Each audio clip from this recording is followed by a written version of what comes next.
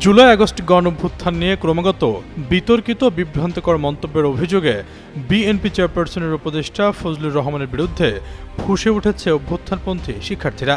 তোপের মুখে ফজলুর রহমানকে অভ্যুত্থান নিয়ে আপত্তিকর মন্তব্যের কারণ দর্শানোর নোটিশ দিয়েছে বিএনপি। নোটিশে তাকে ২৪ ঘন্টার মধ্যে জবাব দিতে বলা হয়েছে।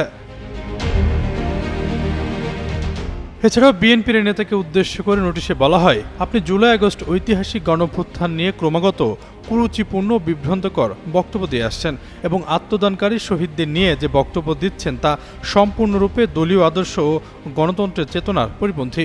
মহামান্বিত এই গণঅভ্যুত্থানের বিরুদ্ধে এবং গণতন্ত্র পুনরুদ্ধারের আন্দোলন নিয়ে আপনার বক্তব্য জনমনে তীব্র প্রতিক্রিয়া সৃষ্টি করেছে।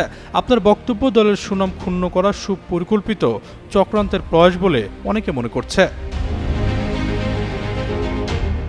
বিভিন্ন সময়ে আপত্তিকর মন্তব্য ফজলুর রহমানের সুপরিকল্পিত চক্রান্তের প্রয়াস কেন্দ্রীয় বিএনপির এমন সন্দেহজনক বার্তা নিয়ে ঘটনার মোড় নিয়েছে ভিন্ন দিকে। এরই মধ্যে রাজনৈতিক নেতারা অভিযোগ করছেন, ফজলুর রহমান আওয়ামী লীগের এজেন্ডা বাস্তবায়ন করতে মাঠে নেমেছে। আওয়ামী লীগ থেকে বিএনপিতে আসা অ্যাডভোকেট ফজলুর রহমান গত বছরের ৫ আগস্টের পর থেকেই নানা বিতর্কিত মন্তব্য করছেন।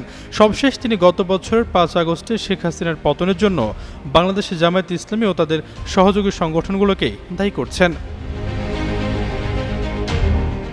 সম্প্রতি এক টকশোতে অংশ নিয়ে তিনি বলেন, ২৪ জুলাই অভ্যুত্থান কোনো সাধারণ রাজনৈতিক ঘটনা নয়, বরং এটি একটি সুপরিকল্পিত ষড়যন্ত্র, যার মূল পরিকল্পনাকারী কালো শক্তি জামায়াতে ইসলামী ও তাদের সহযোগী সংগঠক বাংলাদেশ ইসলামী ছাত্র শিবির। জামায়াত চক্রান্ত করে নিজেদের এই দেশে প্রতিষ্ঠিত করেছে, সেই প্রতিষ্ঠার পেছনে জাতীয় আন্তর্জাতিক ষড়যন্ত্র রয়েছে। এদিকে শোকজ নোটিশ পেয়ে এখন পর্যন্ত কোনো মন্তব্য করেননি ফজলুর রহমান। তিনি জানান, আনুষ্ঠানিকভাবে তার হাতে এখনও নোটিশ পৌঁছায়নি। আশরাফুল ইসলাম, যুগান্ত নিউজ।